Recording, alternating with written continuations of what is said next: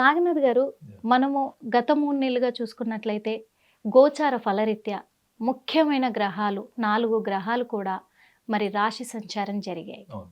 అవి శని, గురువు, రాహు, కేతువులు. Yeah.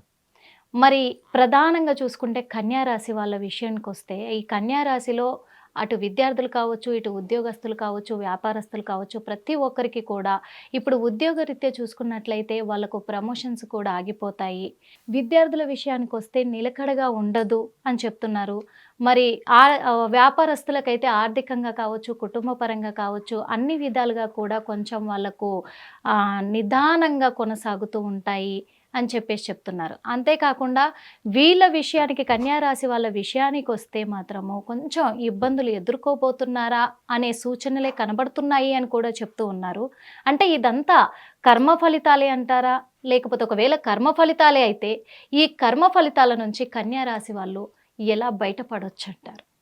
తప్పకుండా మేడం. ముందుగా హిట్ టీవీ ప్రేక్షకులందరికీ కూడా నమస్కారం. నిర్మల గారు, కన్యా రాశి వాళ్ళకి 2 కేంద్ర స్థానాల్లో గ్రహ సంచారం జరిగింది. ముఖ్యంగా 7వ భావం, 10వ భావం. మీరు అన్నారు కదండి, పెళ్లి కానీ వృత్తికపరమైనవి కానీ వాళ్ళకి డిలే అవుతున్నాయి, పోస్ట్పోన్ అవుతున్నాయి, వాళ్ళ ప్రయత్నాలు కూడా వాళ్ళకి ఫలించట్లేదు, ఆర్థికంగా వాళ్ళు కోరుకున్నది వాళ్ళకు అనుకూలంగా జీవితం గడవట్లేదు, ఇలాంటి రకరకాల ప్రశ్నలు మీరు అడిగారు. చంద్రలగ్నాత్ కన్యా రాశి వాళ్ళకి కేంద్ర స్థానం అయినటువంటి 7వ భావంలోకి శని సంచారం మొన్న మార్చిలో జరిగితే, మే మాసంలో గురువు యొక్క సంచారం 10వ భావం నుండి మిథున రాశిలోకి వచ్చింది. ఇవి 4 కేంద్ర స్థానాల్లో ఇవి 2 ప్రధానమైనటువంటి కేంద్ర స్థానాలు. ఒకటి పెళ్లి, ఒకటి వృత్తి, ప్రొఫెషన్ అండ్ మ్యారేజ్. అయితే మనము ఈ ప్రారబ్ధ కర్మ యొక్క ప్రభావాన్ని కూడా మనము ఈ గోచార ఫలంలో రాశి యొక్క తత్వాన్ని బట్టి, రాశి యొక్క మనస్తత్వాన్ని బట్టి కూడా జ్యోతిష శాస్త్రం వివిధ రకాలుగా వీటి మీద విశ్లేషణ చేసింది. అయితే కన్యా రాశి వాళ్ళకి స్వతహాగా ఉండేటువంటి ఒక లక్షణం మనం మాట్లాడుకోవాలి.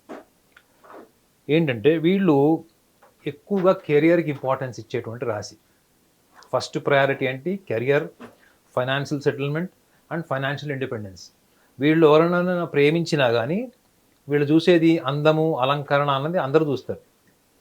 కానీ వీళ్ళు దాంతోపాటు అవతల వాళ్ళకి ఎంత ఆస్తిపాస్తులు ఉన్నాయని చూడరండి. వాళ్ళు చూసేది ఏంటంటే వీళ్ళు ఏం చదువుకున్నారు, చదువుకున్న దానికి కెరియర్ ఏంటి, ఒకవేళ వీళ్ళు ఇంకా తెలివితేటలు సామర్థ్యం ఉంటే వీళ్ళు ఇంకా ఎలా ఇంప్రూవ్ చేయొచ్చు అకాడమికల్గా, ప్రొఫెషనల్గా అని చూసేటువంటి లక్షణం ఈ కన్యా రాశి వాళ్ళకు ఉంటుంది.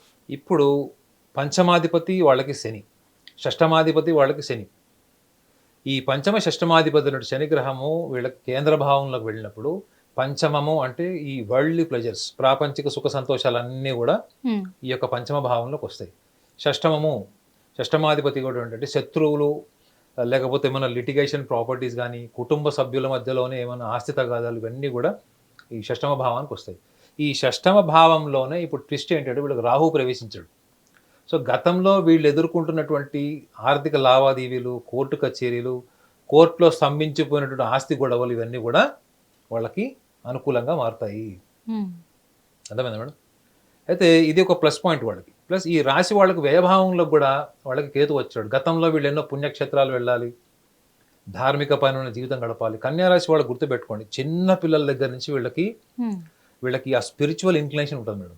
చిన్న పిల్లల్లో కూడా మీరు ఒక ధార్మిక పరమైనటువంటి భావం ఉంటుంది. ధార్మికం అంటే వేషధారణ, మనం బయట ప్రపంచంలో ఆచరించేది కాదు, ఒక ఇంట్రాస్పెక్టివ్ నేచర్ ఉంటుంది మేడం. ఒకవేళ వాళ్ళు తప్పు చేసినా కానీ ఆత్మ పరిశీలన చేసుకునేటువంటి లక్షణం వీళ్ళకి చిన్నప్పటి నుంచి ఉంటుంది. రెండోది, వాళ్ళు ఏమైనా తప్పు చేశారు అని వాళ్ళకి అనిపిస్తే కూడా ఒప్పేసుకుంటారు వాళ్ళు. సో ఇట్లాంటి కొన్ని లక్షణాలు వీళ్ళకి, ఆధ్యాత్మిక పరమైన లక్షణాలు, గొప్ప లక్షణాలు వీళ్ళకి డిఫాల్ట్ ఉంటాయి.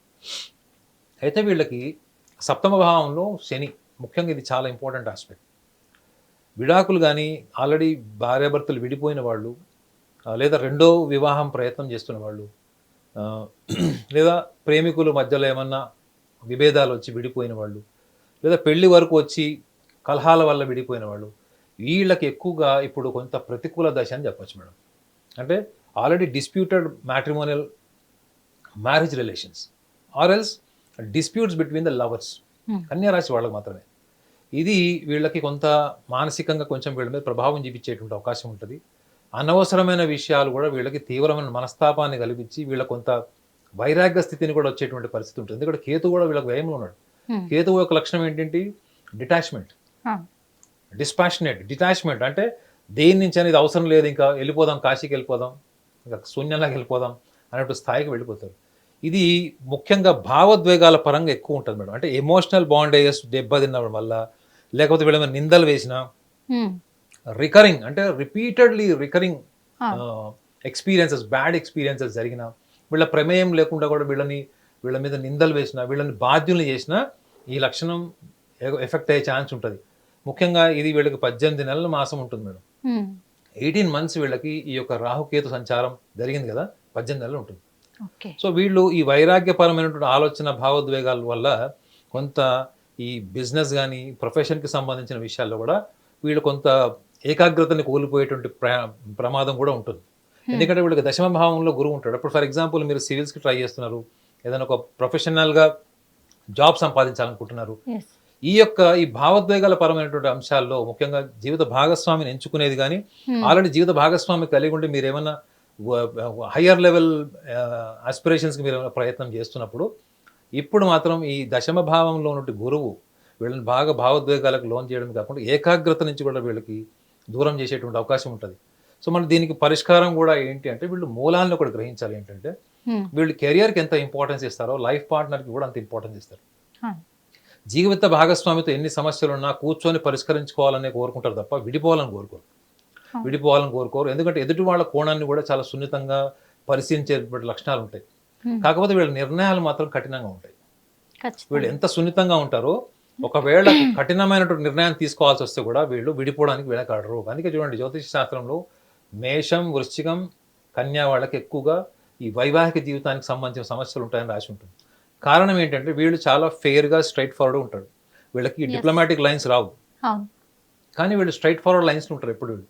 కానీ వీళ్ళు వ్యవహరించినటువంటి తీరు, వీళ్ళ మాటతత్వంలో డిప్లొమసీ, టాక్ట్ఫుల్నెస్, స్మార్ట్నెస్ ఉండదు.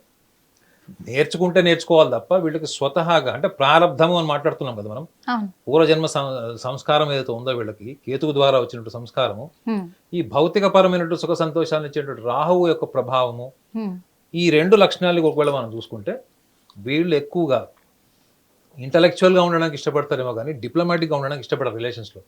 కాబట్టి వీళ్ళు దేని మీద ఎక్కువ ఏకాగ్రత పెట్టాలి? ఇప్పుడు వాళ్ళకు సంబంధించిన ఆశయాలు, వాళ్ళ అంబిషన్, గోల్స్ మీద ఎక్కువగా వీళ్ళు ఫోకస్ చేయాలి. ఈ ఇంటర్పర్సనల్ రిలేషన్స్ కానీ, అఫైర్స్ కానీ, లవ్ మ్యాటర్స్లో కానీ, లైఫ్ పార్ట్నర్ విషయాల్లో మాత్రం వీళ్ళు ఇంటలెక్చువల్గా డీల్ చేయడము, సూక్ష్మంగా ఆలోచించడము, లేదా గతంలో జరిగిపోయిన విషయాలను ఎక్కువగా తీవ్రంగా మనసులోకి తీసుకోవడం లాంటి లక్షణాలు వీళ్ళు తగ్గించుకుంటే, ఇదే చూడండి వీళ్ళు కెరియర్ ఆస్పిరెంట్స్ అని ముందరే చెప్పాను. వీళ్ళు కెరియర్కి ఇచ్చినటువంటి ప్రయారిటీ వీళ్ళు దేనికి ఇవ్వరు. సెకండ్ ప్రయారిటీ ఒకళ్ళు వీళ్ళు ఇస్తే ఫ్యామిలీకి ఇస్తారు, అంటే పేరెంట్స్, సిబ్లింగ్స్కి ఇస్తారు. చాలా బాధ్యతగా ఉంటారు, చాలా నిజాయితీగా ఉంటారు. కానీ ఈ పంచమ భావానికి సంబంధించిన శనిగ్రహము మీనరాశి, అంటే జలరాశిలో ఉన్నాడు. సో భావోద్వేగాల పరమైన సమస్యలే ఉంటాయి. వీటిని మీరు ప్రణాళికాబద్ధంగా మీ స్వభావాన్ని, మీ ప్రారంధంలో ఉన్నటువంటి రాశి భావాన్ని కూడా మీరు దృష్టిలో పెట్టుకొని మీరు కనుక ప్రణాళికలు వేస్తే, ఎందుకంటే మీకు ఎటువంటి సందర్భంలో ఎటువంటి నిర్ణయాలు తీసుకోవాలన్నది మీకు తార్కికంగా మీకు తెలిసి ఉంటుంది. కాబట్టి ఈ యొక్క విషయాన్ని కూడా వీళ్ళు పరిగణలోకి తీసుకుంటే, రెండో కోణాన్ని కూడా వీళ్ళు గ్రహించాలి. ఏంటంటే వీళ్ళ బలహీనతలు కూడా ఏంటంటే, సొంత విషయానికి వచ్చేటప్పుడు వీళ్ళకి నిర్ణయ శక్తి ఉండదు. ప్రపంచంలో ఉన్న అన్ని సమస్యల్ని పరిష్కరించేటువంటి తార్కికం కలిగినటువంటి కన్యారాశి వాళ్ళు స్వీయ, అంటే సొంత విషయానికి వచ్చేటప్పటికి వీళ్ళు కూడా ఒక క్రాస్ రోడ్లో ఉంటారు, అంటే ఒక చౌరస్తాలో ఉన్నట్టు ఉంటారు. సో దానివల్ల ఏమవుతుందంటే వీళ్ళు సపోర్టివ్ ఇంటెలిజెన్స్ తీసుకుంటారు, అంటే డిపెండెంట్ ఇంటెలిజెన్స్ అంటున్నట్టు. ఈ డిపెండెంట్ ఇంటెలిజెన్స్ని తీసుకోవాల్సిన అవసరం వీళ్ళకి లేదు. కారణం ఏంటంటే వీళ్ళ జీవితంలో చేయాలనుకున్నప్పుడు, ఏదైనా కార్యాచరణ మొదలెట్టాలనుకుంటే కూడా చాలా హై లెవెల్ ఆస్పిరెంట్స్కి వీళ్ళు కోరుకుంటారు. ఇప్పుడు ఒకవేళ ఎగ్జామ్ రాయాలి అనుకుంటే కూడా మనం మెడిసిన్ సాధించాలి, ఐఐటి చేయాలి, లేకపోతే మనం సివిల్ సర్వీసెస్ చేయాలి. అంటే వీళ్ళు ఏం ప్లాన్ చేసినా కానీ ఒక రెస్పెక్ట్, డిగ్నిటీ, అథారిటీ మూడు కోరుకుంటారు. కానీ వాటికి ప్రతికూలంగా ఉన్నటువంటి దశ, ప్రతికూలంగా ఉన్నటువంటి గ్రహస్థితి ఉన్నప్పుడు మీరు ఎక్కువగా మీ కార్యాచరణ అంతా కూడా మీరు ఆశయ సాధనం మీద ఉంచాలి తప్ప మిగతా అంశాల మీద మీరు దృష్టి మలచాల్సిన అవసరం లేదు. కానీ ఇప్పుడు ఉన్నటువంటి దశమంలో ఉన్నటువంటి గురువు అటువంటి ప్రభావాన్ని చూపిస్తాడు. చూడండి, మీ మనసుని అటు సగం భావోద్వేగాలు, అంటే ఇంటర్పర్సనల్ రిలేషన్స్ లేదా ఫ్యామిలీ రిలేషన్ దెబ్బతీస్తాడు, లేదా ఫైనాన్షియల్గా దెబ్బతీస్తాడు. సో దీన్ని మీరు అవగాహన వచ్చిన తర్వాత మీకు ఏమనిపిస్తుంది? ఖచ్చితంగా. ఇప్పుడు మీదే ఈ కన్యారాశి మీదే అనుకోండి, మీకు చెప్తున్నప్పుడు మీరు ఏం ఆలోచిస్తారు? ఖచ్చితంగా. అంటే నేను నా అంబిషన్, నా గోల్, కెరియర్ మీద నేను నేను దృష్టి ఇన్ని పెట్టాలి అనేది. సంవత్సరాలుగా ఏది ఆశయంలాగా పెట్టుకున్నానో అవును. నేను దాని మీద దృష్టి పెట్టాలి తప్ప ఈ Yes. యొక్క చిన్న చిన్న భావోద్వేగాలు, తాత్కాలికమైన రిలేషన్స్, అవును. వీళ్ళు ఒక్కటి కన్యారాశి వాళ్ళు కూడా గ్రహించాలి ఏంటంటే, వీళ్ళకి సపోజ్ నోబెల్ ప్రైజ్ వచ్చింది అనుకున్నాడు, లేదా వీళ్ళకి ఏదైనా నేషనల్ అవార్డు వచ్చింది, ఏదో బూకర్ ప్రైజ్ వచ్చింది, ఉం? హ్మ్. వీళ్ళ చుట్టుపక్కల వాళ్ళు ఎవరైనా సంతోషిస్తారా లేదా ఫస్ట్ ప్రశ్నించుకోవాలి. ఓకే. ఇప్పుడు మీ చుట్టుపక్కల వాళ్ళకి మీరు ఇచ్చేటువంటి ప్రయారిటీ, రిలేషన్స్లో ఉన్న ఇంపార్టెన్స్ని, అది ఎంతవరకు అది అవసరము, మీ పాత్ర ఎంత ఉన్నది అనేటువంటి లౌకికపరమైనటువంటి అవగాహన లేకపోవడం వల్ల ఎదుటి వాళ్ళు మిమ్మల్ని ఎంత ఇన్వాల్వ్ చేస్తే మీరు అంత ఇన్వాల్వ్ అయిపోతారు. వాళ్ళు ఇన్వాల్వ్ చేసినంత వరకు వాళ్ళు లాయల్గా ఉంటారా, వాళ్ళు ఎథిక్స్ మెయింటైన్ చేస్తారా అంటే అది వీళ్ళ అనుభవం ద్వారానే తెలుసుకుంటారు. సో ఇదే వీళ్ళకి వ్యయంలో ఉన్నటువంటి కేతువు, వీళ్ళ జాతకంలో ఉన్నటువంటి షష్టమ భావం ఉన్నటువంటి రాహువు వీళ్ళకి ఈ యొక్క ప్రవర్తన ప్లస్ ఇంకోటి ఫలితాలు హ్మ్. వీళ్ళని డిటాచ్మెంట్ అంటే వైరాగ్యం.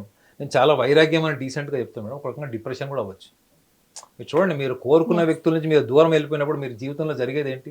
మీకు అవును. వైరాగ్యం వస్తుందో తెలియదు, కానీ డిప్రెషన్, లోన్లీనెస్, సాలిట్యూడ్నెస్ అయితే వస్తుందా లేదా? వస్తుంది ఖచ్చితంగా. సో అది వీళ్ళు ఎదుర్కోబోయేది. ఇదే ఎదుర్కొంటాడు మేడం వాళ్ళు. ఇది ఎదుర్కొంటున్నారు అని తెలిసినప్పుడు, పరిణామాలు ఏంటో మీకు తెలుస్తున్నప్పుడు మీరు ముందుగా జాగ్రత్తలు తీసుకొని వాటిని నివారించచ్చు కదా. ఖచ్చితంగా. ఈ నివారించేటువంటి తరుణమే రాశి భావం.